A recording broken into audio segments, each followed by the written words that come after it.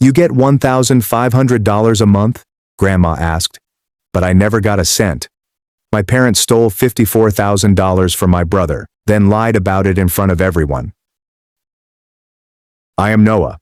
I am 21 years old, and during my grandmother's 75th birthday party, in front of my entire family, she asked me a question that set off a firestorm and destroyed our lives. Before I tell you how I discovered a web of falsehood so black that it nearly ruined me, tell me where you're viewing from in the comments section. The air in my grandmother Eleanor's dining room was heavy with the rich, savory aroma of roast beef and the sweet scent of cinnamon from the apple pie cooling on the counter. It was a beautiful fall evening. Outside, the leaves were turning vibrant tones of crimson and gold. The inside of the house was filled with warmth and laughter. It was her 75th birthday, a significant occasion, and the entire family had gathered. My Uncle Edward was holding court at one end of the table, telling a loud, booming yarn, while my Aunt Susan listened with predatory joy, always on the lookout for a fresh bit of gossip. My cousins were laughing, their expressions bright and carefree. For a little minute, as I watched my father, Daniel, laugh at one of my uncle's jokes and my mother, Linda, grin that picture-perfect smile, I allowed myself to feel at ease. We almost appeared regular and happy, like the family in a Thanksgiving movie.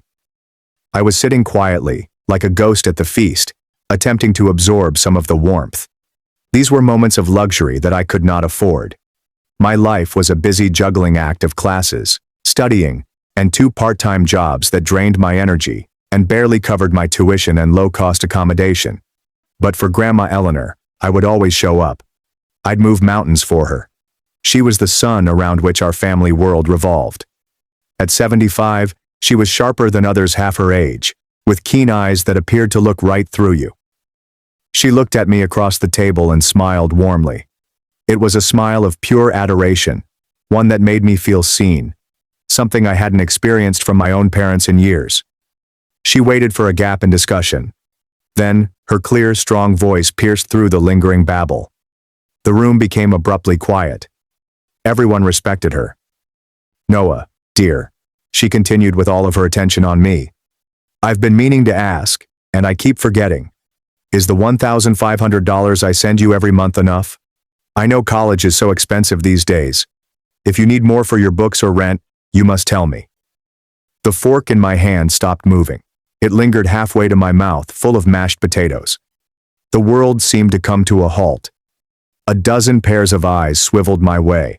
My brain tried to comprehend her words. $1,500. Every single month. That was more money than I made in 2 months of backbreaking work. I could pay my rent, buy all of my textbooks, and possibly even repair the shattered screen on my phone. With that much money, I let out a brief, puzzled laugh before I could stop it. It sounded loud in the suddenly quiet room. What money, Grandma? Silence. This was more than just a lull in discourse. This was a heavy, smothering blank. The air became dense and difficult to breathe.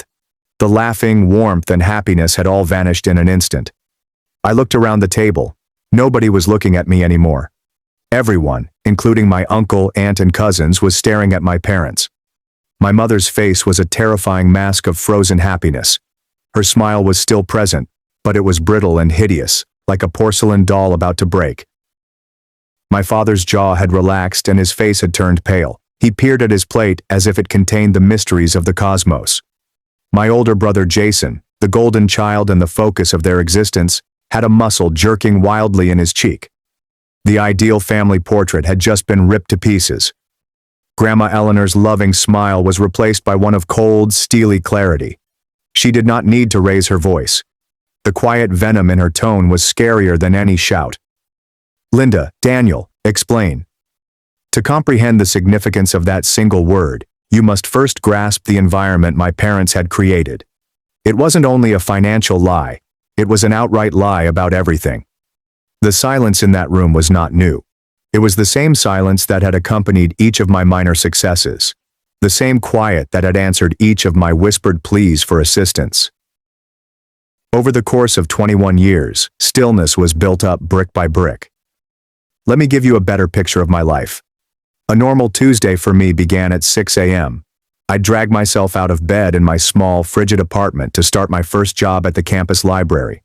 For 2 hours, I'd shelve books in the peaceful hum of the library, a dramatic contrast to my hectic lifestyle.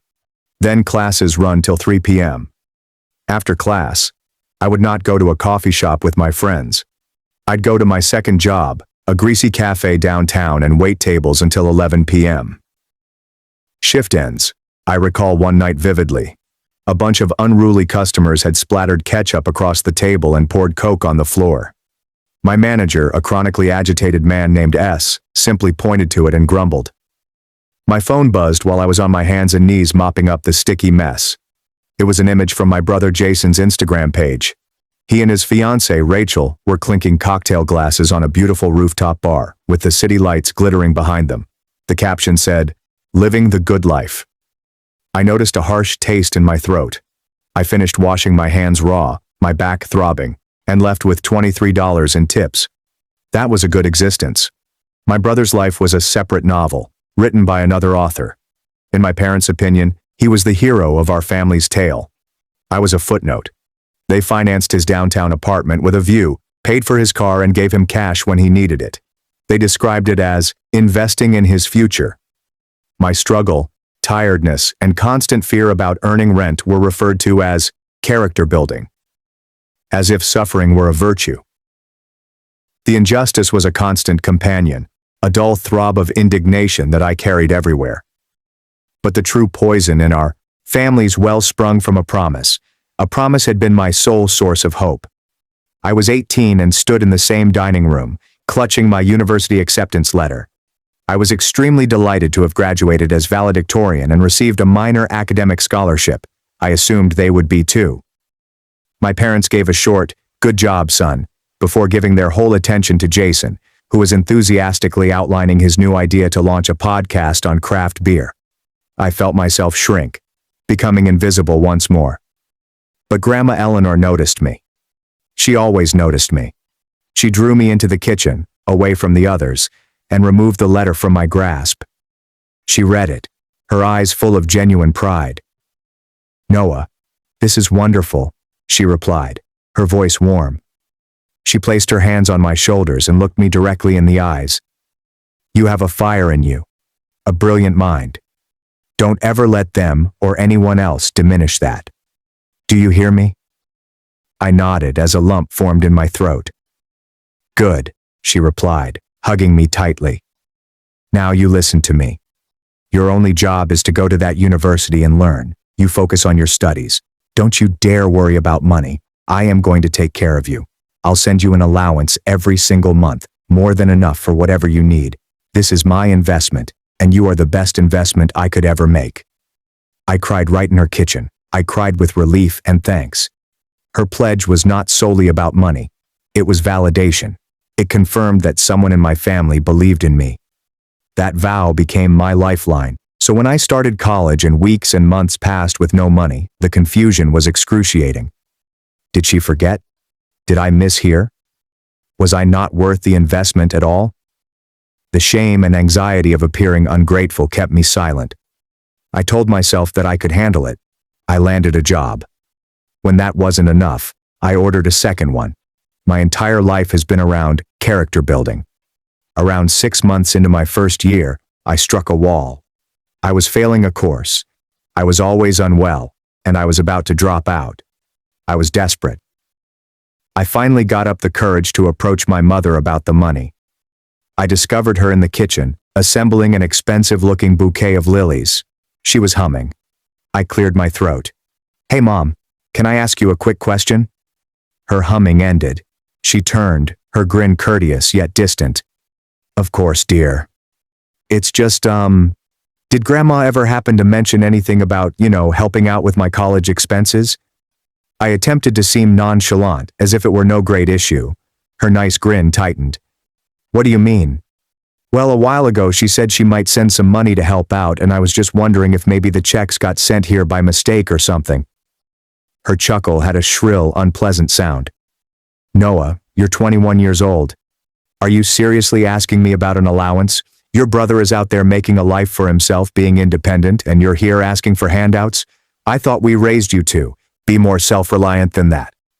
Every phrase was a skillfully targeted dagger, meant to make me feel small and embarrassed. "But, Mom," I stammered, the injustice making my face flush. "Jason lives in an apartment you pay for. He drives a car you bought him. I'm working 2 jobs. Grandma promised me." Her face turned stone. "Don't you dare use that tone with me," she exclaimed, her voice frigid. "And don't be so selfish. We have a lot of expenses. Your brother needs our support right now. He's under a lot of pressure. Family helps family, Noah. Why is that so hard for you to understand? You should be grateful you have the opportunity to go to college at all. Learn to stand on your own 2 feet. It builds character." There it was again. Character. That was their reason for everything. I just stood there, my throat shutting and the falsehoods draining all the air from the room. She had not only stolen the money, she had taken the promise, the affirmation, the only thing that had kept me going, and turned it into a lesson about my own selfishness. I never asked again. I simply retreated deeper into myself, worked harder, and allowed the betrayal to solidify into a constant knot in my stomach. My cousin Owen was the only one who appeared to comprehend. During our late-night video talks, he saw the black circles beneath my eyes. "Dude, you look like a zombie," he would remark. "Let me guess. The royal parents are showering Prince Jason with gold while you're eating ramen again." His bluntness was strangely comforting. It proved that I wasn't crazy. Now, back in that peaceful dining room, the knot in my stomach was slowly loosening. The poison was spilling forth. My father, Daniel, was the first to speak. His voice was faint yet ready. "Now, Eleanor, it's not what you think. It was a misunderstanding." A misunderstanding. Grandma's voice sounded dangerously low. "Yes," my mother responded, her voice unusually bright. "We were just holding the money for him for safekeeping. We were going to give it to him in a lump sum when he graduated. As a surprise." The untruth was so outrageous and disrespectful that I almost laughed. Grandma did not laugh. "A surprise?"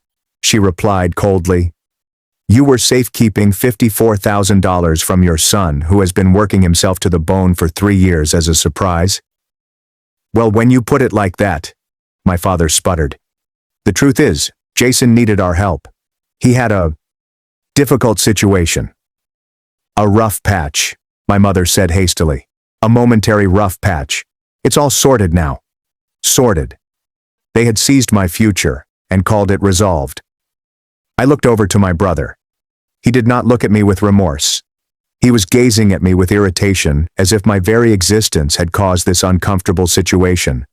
And I understood, with a clarity that pierced through the falsehoods and uncertainty, that this wasn't going to end. This was only the beginning. My parents' reasoning was offensive. Safekeeping? A surprise? They were flinging words at a house fire in the hopes of putting it out. Grandma Eleanor, who could recognize a bluff from a mile away, was having none of it. Her eyes were like laser beams, locked on my father. "Daniel, you were a loan officer for 30 years. You understand the distinction between safeguarding and stealing, therefore let's end the games. What kind of a hard patch needs you to methodically drain more than $50,000 from your other son?" My father flinched, as though he had been struck. "It was an investment opportunity, Eleanor," he said, avoiding her gaze. "Sure thing. It just went south." "An investment," Grandma said, her voice full of disdain. "And you, Linda, you went along with this investment." My mother, ever the staunch supporter of her golden boy, swelled up with rage.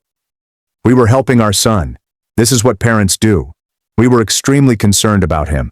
He was under enormous pressure. We could not let him fail." Her voice trembled with fake righteousness. "So you allowed Noah to fail instead?" Grandma's question was gentle, yet it landed like a physical blow. My mother had no response to that. I couldn't be silent any longer. My raspy, rough voice cut in. "What type of investment, Jason?" I inquired, gazing straight at my brother. What was this sure thing that was worth my entire college savings? Jason, who had been staring sullenly at his fork, eventually looked up. His eyes were icy and devoid of sorrow. He let out a quick, dismissive laugh. "Oh, please, Noah. You would not understand it. It entails risk, strategy. It's a little trickier than shelving books or flipping burgers. The insult, so careless and callous, was the last straw. Years of being dismissed, being the family afterthought, and being told my problems were for my own benefit while his failures were coddled. It all erupted into a single burst of pure clarifying wrath. At that point, I absolutely understood. They were incapable of feeling shame. They would never think they had done anything wrong. In this bizarre worldview, Jason was entitled to my future, and I was selfish for doubting it. And a terrible, chilly knowledge settled into my gut. This was more than just money. The story did not add up. Their lies smacked of desperation, hinting at something more sinister beneath the surface. As my emotional world imploded, I noticed another drama unfolding in the corner of my eye. Rachel, Jason's fiancée, had remained a statue throughout the encounter. Her face was pale, and her knuckles were white on the stem of her wine glass. She was staring at Jason, and her face was not supportive. It was one of cold fury. She was looking at him with the expression of a woman who had just discovered she had been played for a fool. When Jason made his snide remark to me, it was as if a switch went off inside her. She stood up so abruptly that her chair scraped across the floor, startling everyone. "Jason," she continued, her voice dangerously quiet and tight. "I need to talk to you. Now, in the hallway." This was not a request, it was an order. My Aunt Susan leaned in, her eyes gleaming with gossipy delight. Jason was furious, but he stood up and followed Rachel out of the dining room. An uneasy, strained hush descended once more. We sat there, pretending not to hear the angry, muttered whispers coming from the entryway. The old house has punishing acoustics. "Jason, you lied to me from the start. Where is my money? It was my mother's ring. How could you?" The disagreement ended with a strong, definite slapping sound that rang across the hallway. Everyone in the dining room flinched. A second later, the massive entrance door crashed shut with a shaking finality. Jason reappeared at the doorway, alone. A large red handprint was starting to appear on his cheek, a dramatic contrast to his light complexion. He appeared absolutely defeated. However, his default setting was blame, not remorse. My mother went to his side, treating him like a child. "What happened, Jason, sweetheart? Where is Rachel?" "She's gone," he mumbled, eventually glancing up and staring straight at me. "She left. Are you happy right now, Noah? You and your massive drama. You just had to ruin everything." He blamed me.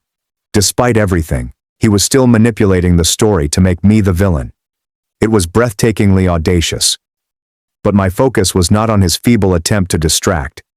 My gaze was focused on the floor of the entryway. A little white slip of paper fluttered from Rachel's purse during her frantic escape.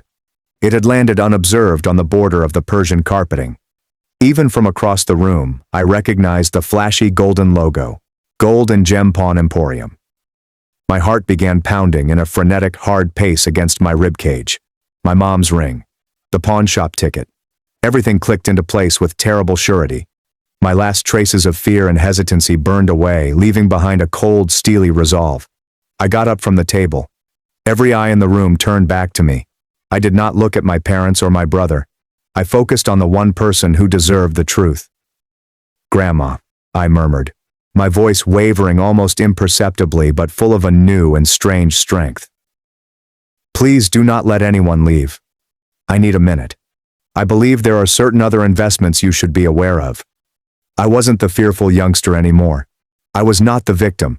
I was the one with the key for the next locked door, and I was about to kick it completely open. I turned away from their horrified expressions, moved calmly into the hall and leaned down to pick up the pawn ticket. My hand was now steady. The truth was my weapon, and I was finally prepared to use it. I strolled down the hall and entered the small powder blue guest bathroom, shutting the door behind me. I needed a safe haven, a period of calm to let the screaming in my ears decrease. I leaned my forehead against the cool wood of the door and took a deep, ragged breath. The muted voices from the dining room sounded like a hornet's nest which I had just kicked. My hands, which had been so solid just moments previously, were trembling as I unfolded the pawn ticket. The clinical, typed phrases felt like a punch in the stomach. Item: 1.5 carat diamond solitaire engagement ring, GIA certified. Payout: $2,000. $2,000. He'd sold his future with Rachel for $2,000. The sheer desperation was astonishing. This was not a hard patch. This was a 5-alarm fire, and my parents were the ones with the gas cans. My first reaction was outright wrath. I wanted to rush back in there, push this piece of paper into Jason's face and watch him squirm. But I knew exactly what was going to happen. More lies. More denials. My mother would make up an elaborate narrative about the ring needing repairs. My father would stare at his shoes. They were adept in deflection, forming a reality distortion field around Jason. I needed more than just a pawn ticket. I needed something unbreakable. Something they couldn't get away with. And I knew where to find it. Jason's previous bedroom is upstairs. He was staying there for the weekend, and the room was a fitting tribute to his stalled progress. It was a location where secrets could fester. I took another big breath, unlocked the door, and slipped outside. The family was still in disarray. No one noticed me as I walked past the dining room and up the huge, curving staircase. Every stride I took felt heavy, deliberate. I was no longer a guest in this house. I was a ghost roaming crime scenes, seeking justice. The upper hall was dark and quiet. Jason's door was on the far end. I pushed it open. It produces a quiet creak. I slipped inside, my heart hammering, and softly closed the door behind me. The air in the room was a mix of dirty laundry and cheap body spray. Clothes were scattered on the floor. A half-eaten bag of chips was on the desk. This was not a man's room with investing potential. It was a teenager's den. My eyes searched the room for anything out of place. Where does someone keep their darkest secrets? I began with the desk, sorting through trash mail and old college textbooks. Nothing. I knelt and searched under the bed, my fingertips sweeping through a cosmos of dust bunnies before discovering merely a long-lost TV remote. Frustration started to set in. Was I wrong? Was this a crazy goose chase? I was going to leave when I heard footsteps down the hall. My blood became chilly. I fell back and wedged myself between the bed and the wall, my heart pounding against my ribs. I held my breath. The footsteps stopped outside the door. I could see the silhouette of feet beneath the crack. A moment has gone. An eternity. The footsteps moved on. It was probably one of my cousins going to the restroom. I exhaled a breath I hadn't realized I'd been holding, my body shaking from adrenaline. This was my only shot. I needed to find it. My attention rested on the closet. It was an old walk-in, crammed with items Jason hadn't touched in years. An old Nike shoebox sat on the top shelf, pushed well into the back corner. It was covered in dust and appeared to be a lost artifact in a chaotic room. Its neglected status made it the most suspicious object there. I dragged Jason's desk chair over, its legs grinding against the hardwood floor. I clambered atop it, my balance shaky, and groped for the container. When I pulled it down, a cloud of dust exploded around me, causing me to sneeze. I returned the box to the bed and sat down, my pulse racing in my ears. I lifted the lid. No shoes. It was stuffed with papers, a jumbled mess held together by a thick, brittle rubber band. With shaky fingers, I slipped the rubber band off. It shattered and disintegrated in my hands. The first several pages contained what I expected. Delinquent credit card bills with alarming numbers and final reminders from cell phone companies, all under Jason's name. It was horrible. But that was not the smoking gun. I dug deeper. Then I found it. What caused things to alter? It was a thick stack of letters, all from the same company, West Shore Capital Solutions. The name sounded somewhat menacing. The letters themselves were written in an aggressive, forceful font. Final notice prior to legal action. Immediate payment is essential to avoid wage garnishment. These were not nice reminders. The threats came from a debt collector, a loan shark with letterhead. But that wasn't the part that made my vision blur. The name and address appeared at the top of the page. The address was for my shabby first-year dorm room. I hadn't resided at this address in over 2 years, and the loan was in the name of the person who threatened to sue and ruin them. It was not Jason. It was Noah. This is my name. I could not breathe. It felt like the air had been punched out of my lungs. I frantically moved the papers. Everything was there. He could have simply accessed our parents' old tax files to obtain a $25,000 loan agreement using my name, date of birth, and social security number. There were default notices and letters charging exorbitant interest and fees. The total amount owing now exceeded $40,000. This wasn't simply stealing my grandmother's present. This was a profound and tragic violation. He'd taken my identity. He had taken my good reputation, the only thing I actually possessed, and dragged it through the mud, saddled me with terrible debt that may damage my credit, future, and ability to obtain a car loan or a house. He'd committed a felony against my brother and my parents. Did they know? Was this the tough patch they were trying to hide? The thought was a bodily blow. The $54,000 was not for an unsuccessful investment. It was hush money. It was to repay the loan sharks before they came for me. The wrath I felt previously was like a flickering light in comparison to this inferno. This was calculated. This was cold-blooded. It was the ultimate treachery. My shaking has stopped. A terrifying, razor-sharp clarity came over me. The time for fear has passed. The time for pain had passed. It was time for justice. I collected the pawn ticket and a stack of incriminating letters. I organized them into a nice, damning mound. I was no longer a victim hiding in the shadows. I was. The prosecution and all of the evidence was in my hands. I stepped out of the room, my footfall solid on the old wooden floor. I didn't return to the dining room. I went straight to the closed door of my grandmother's study. I knew she would be inside. It was her refuge. I knocked twice in a firm, definite tone. I was ready. I was going to detonate the bomb, destroying my entire family. Grandma Eleanor was in her study just as I had expected. The door was not locked. She was seated in her large green leather chair, not reading, but staring blankly out the window at the garden, which was now in darkness. A half-empty cup of tea sat cold on the coaster next to her. The strong matriarch of the dining room was gone. In her place was a lady who appeared exhausted, dejected, and deeply depressed. She looked 75 years old. She turned as I approached, her eyes clouded with weary misery. I did not extend a greeting. I didn't have the words. Instead, I approached the gorgeous mahogany desk that had been in our family for centuries. And in the warm, focused light of the green banker's lamp, I lay out my proof piece by piece. First, the pawn ticket for Rachel's ring. Then came a stack of mailings from West Shore Capital Solutions. I took the top letter, which said Final Notice in large red letters, and turned it so she could read it.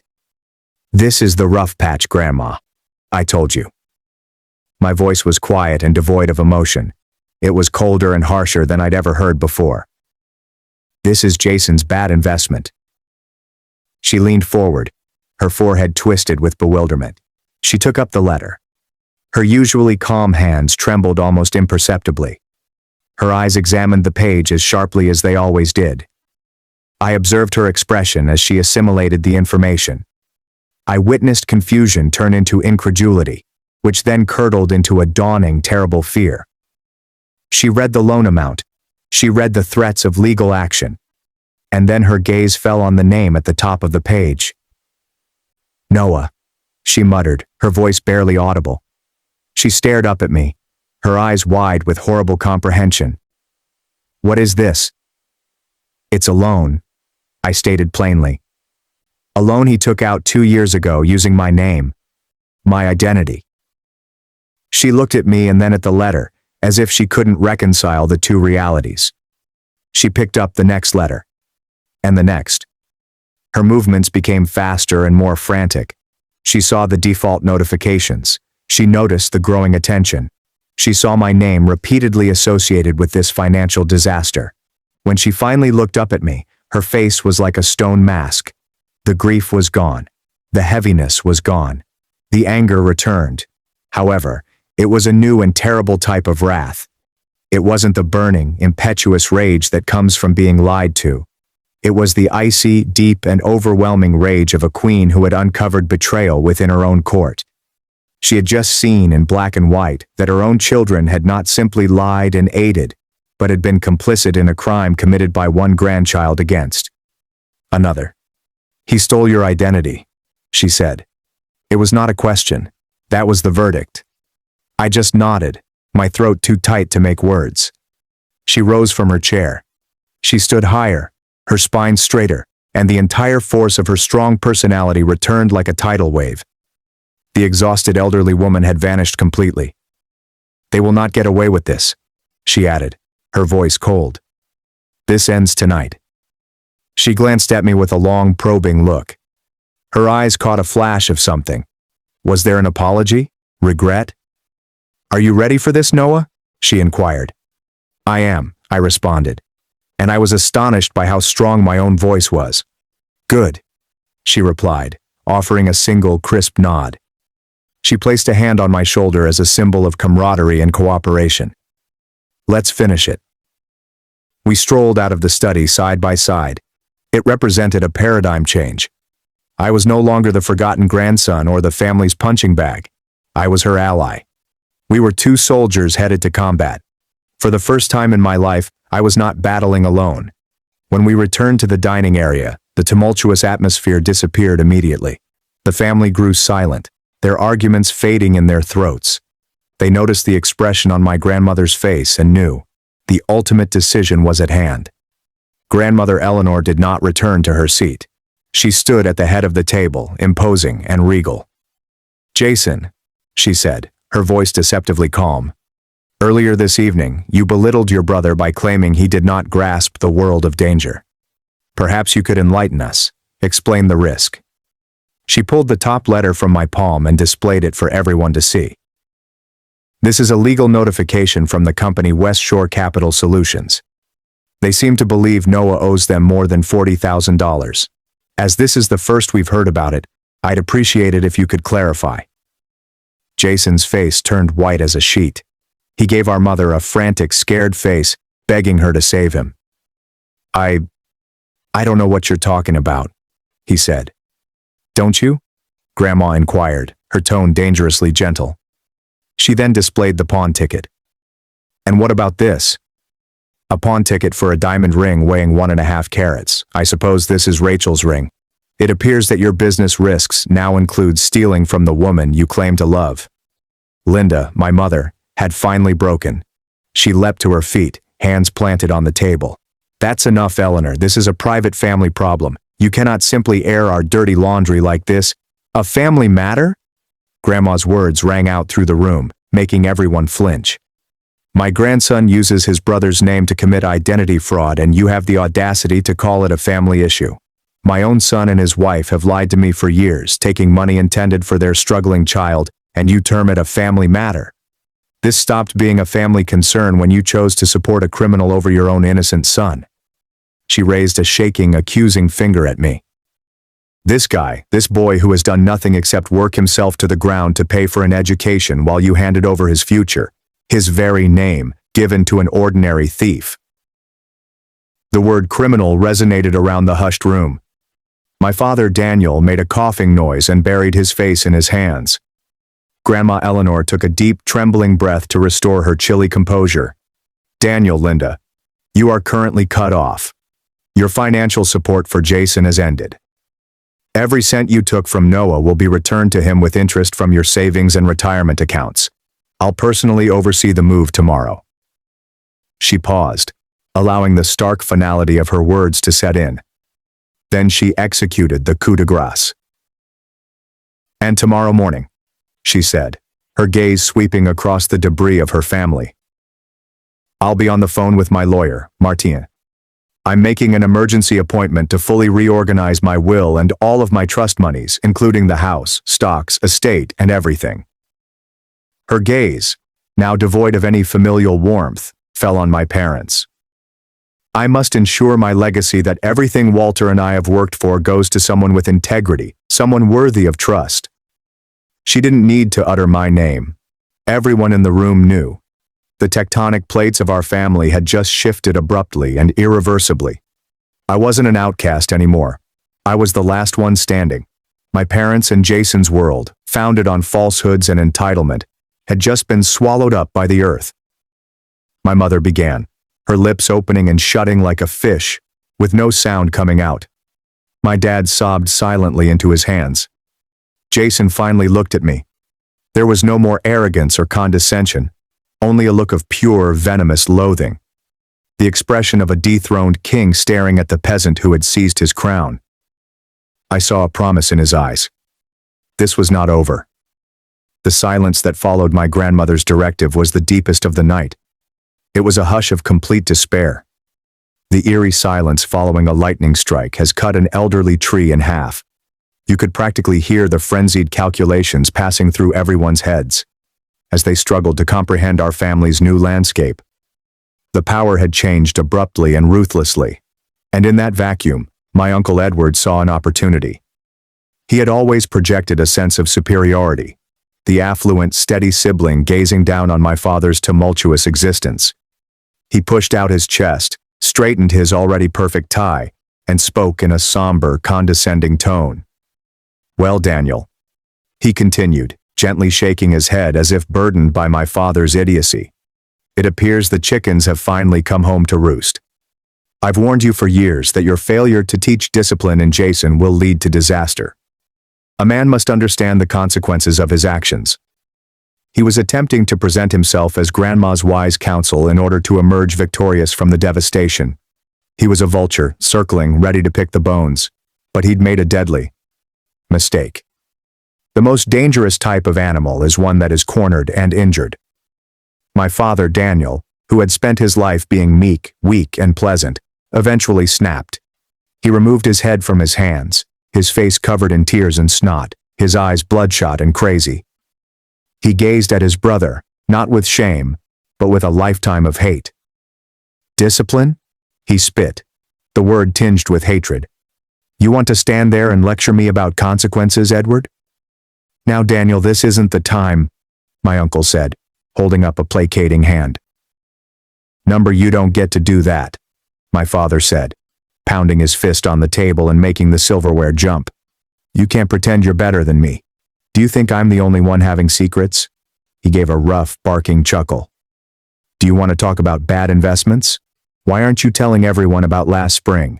Why don't you tell them how you crawled to Mom on your hands and knees pleading for $100,000 to preserve your oh-so-successful firm from bankruptcy after your smart day trading hobby failed miserably?" Uncle Edward froze. The color drained from his face, leaving it a pasty, sickly gray. His smug facade broke, exposing the scared impostor beneath. My Aunt Diane and his wife let out a terrified scream. "100,000? She yelled, turning against her spouse. "You told me you had a bank line of credit. You said business was booming." "It was a private loan, a family matter," Edward mumbled, his gaze darting about the room, searching for an escape that did not exist.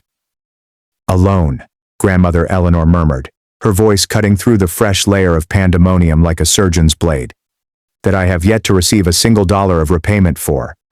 "Edward," I assume the word was short-term. The hypocrisy was sickening.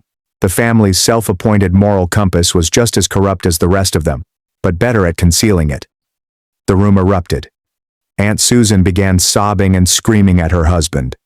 My cousin Owen looked at his father with utter hatred. He then stood up and went out of the room without saying anything. Another voice, quiet but powerful, enforced order in the midst of my family's devastation caused by greed and deception. "That is enough." Everyone froze. It was my granddad, Walter. He had been silent all night like a stoic statue at the far end of the table. He was a quiet man, constantly eclipsed by my grandmother's fire. But now, as he slowly and painfully forced himself to his feet, leaning heavily on his oak cane, he held the entire room's attention. "All of you, stop it. Now." The yelling and sobbing ceased, leaving a startled silence. He took a slow, methodical look around the table, his elderly, tired eyes taking in the full extent of the devastation. He saw my parents' abject shame, my uncle's humiliation, my brother's seething rage, and my own dismal, false victory. His gaze eventually rested on mine, and in his eyes, I saw a level of regret that shocked me to the core. This is my fault," he continued, his voice rasping from age and passion. Grandma Eleanor rushed to his side, resting a hand on his arm. "Walter, no. Don't be ridiculous. This is their greed, their weakness, not yours." "No," he insisted, slowly shaking his head and tightening his grasp on the cane. "It starts with me." He kept looking at me as he spoke to the audience.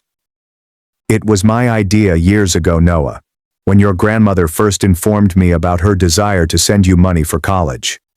I was the one who advised, Eleanor, simply send it to Daniel and Linda's account.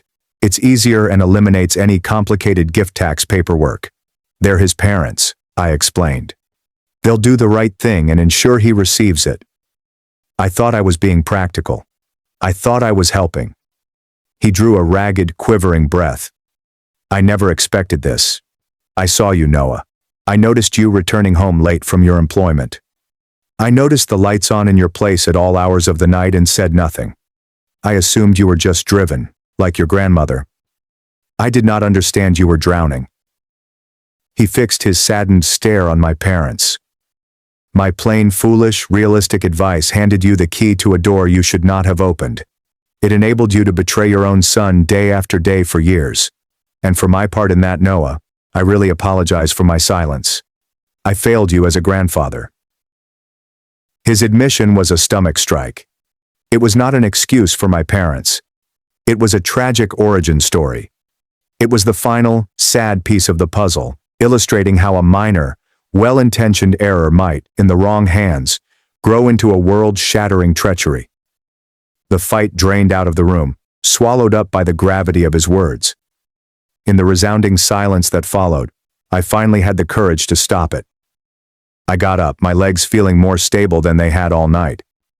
I confronted my parents and brother with quiet, profound finality rather than fury. "I don't want an apology," I stated clearly and calmly. "Apology means you're sorry. You're not apologizing for what you did. You're just sorry you got caught."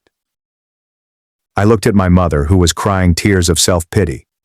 I looked at my father, who was unable to meet my gaze. I looked at my brother, whose hostility was evident in the room.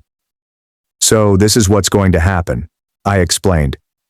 "I am leaving this house tonight, and I need time. I need some room. Lots of stuff. Do not call me. Do not text me. Do not try to find me. When I am ready, if I ever am, I will be the first to make contact." I turned my back to them. I walked up to my grandfather and grandmother. I wrapped my arms around my grandfather's thin shoulders, hugging him tightly. Then I hugged my granny. "Thank you," I muttered. And with that, I walked out of the dining room, through the front door, and into the fresh, pure night air, leaving the blazing remains of my family behind me. I did not glance back. Walking away from my family that night was like exiting a burning building. The air outside was cold and biting, but I could breathe again. The year that followed was a gradual, hard process of repair, similar to rebuilding a city after an earthquake. It was painful. It was a mess. There were days when the aftermath of sadness and wrath nearly knocked me off my feet. However, it was also the first year of my real life. Grandma Eleanor kept her promises and was twice as cruel. The next Monday, my new bank account, which she had established with a single phone call, received a deposit of $54,000. Her lawyer, Martin, added an additional $10,000 for punitive damages and mental suffering. The financial conduit to my parents' house was completely broken. Within a few months, I learned from Owen that they needed to take out a second mortgage on their home to keep solvent. They sold my brother's showy sports automobile. The comfortable, consequence-free environment they had created for Jason had vanished overnight. The freedom that money provided was astounding, but not in the way you might expect. I did not go on a spending binge. The first thing I did was leave my nighttime job at the cafe. I came in, thanked S for the opportunity, and gave him my apron. The relief was so intense that it felt as if a thick, oily coat I had been compelled to wear for years had finally been removed.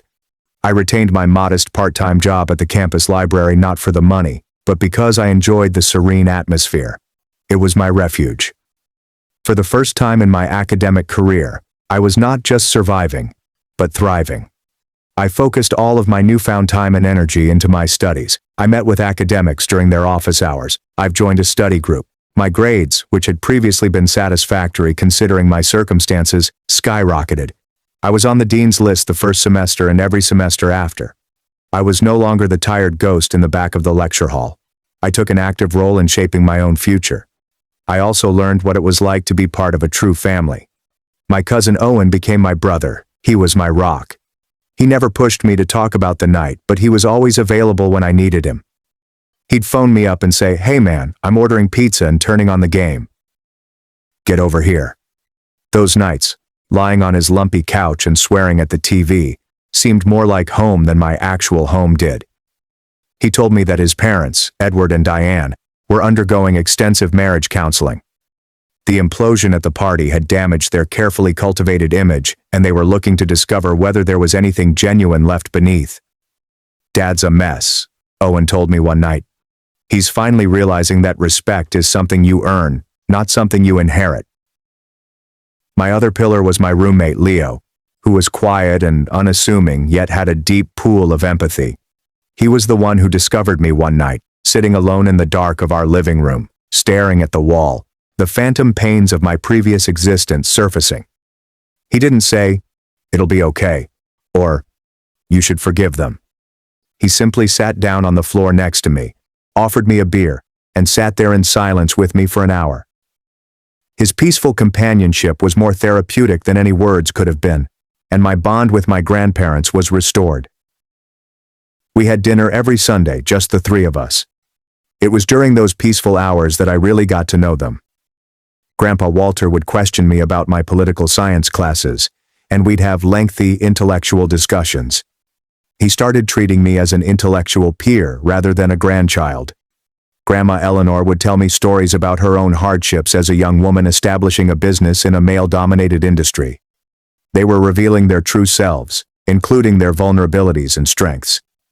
They were teaching me what a heritage of honesty truly meant. My former relatives attempted to break through the wall of quiet I had created. Jason bombarded me with angry, hateful voicemails for the first few months, accusing me of ruining his life. I erased them all without listening beyond the first few seconds. Then my mother's campaign began. It was a collection of writings, each a masterclass in manipulating guilt. One would read, "Noah, I hope you're happy. Your father's blood pressure is dangerously high because of all the stress." Another, "We miss our son. This silence is tearing your family apart. It's time to let go of the anger and forgive." And the one that finally prompted me to block her number. "I don't understand why you are doing this to me after everything I've done for you." Not once did any of them include the basic words, "I am sorry for what we did." It was always about their misery, worry, and wants. It showed me that my decision was correct. They had not changed. They had just lost control over me. My phone rang about a year after the party, just a few weeks before Thanksgiving. The number was unknown. I almost let it go to voicemail, but some instinct compelled me to answer. "Hello?" I answered. A pause, followed by a voice I had not heard in a year. "Noah. Son, it's Dad." He sounded different, slimmer and exhausted. I remained mute. "Listen, Noah," he said, and I could see he was nervous. "I know you said not to call, but your mother, we were hoping you might consider coming for Thanksgiving, just for dinner, to try and, start over, be a family again." I closed my eyes. I imagined him as a man broken not by my deeds, but by the results of his own.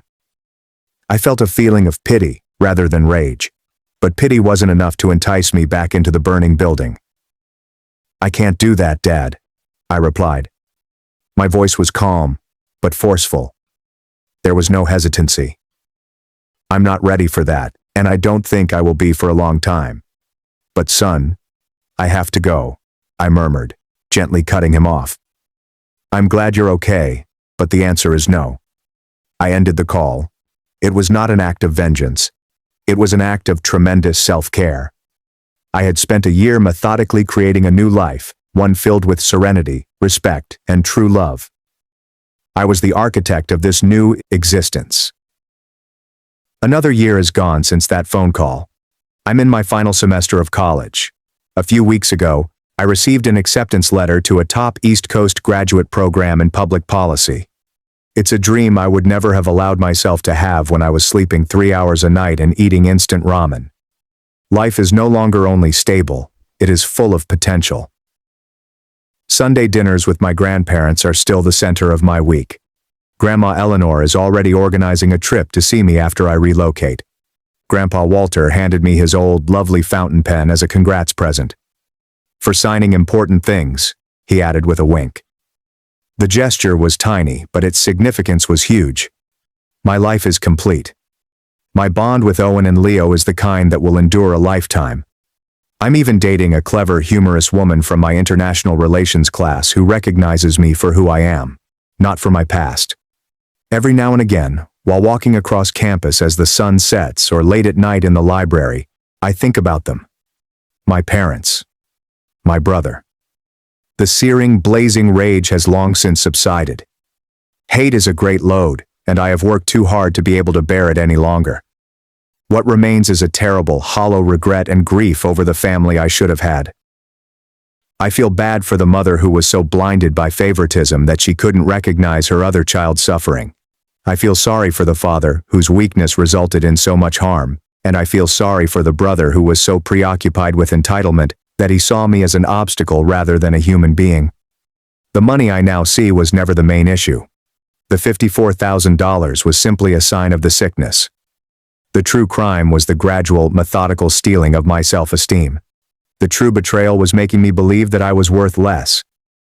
Ironically, losing that money and learning the truth was the most liberating experience of my life. It made me stop waiting for their approval, to give up hope that they'd see me someday. It forced me to face myself. It compelled me to battle for my own value. They say that what doesn't kill you makes you stronger.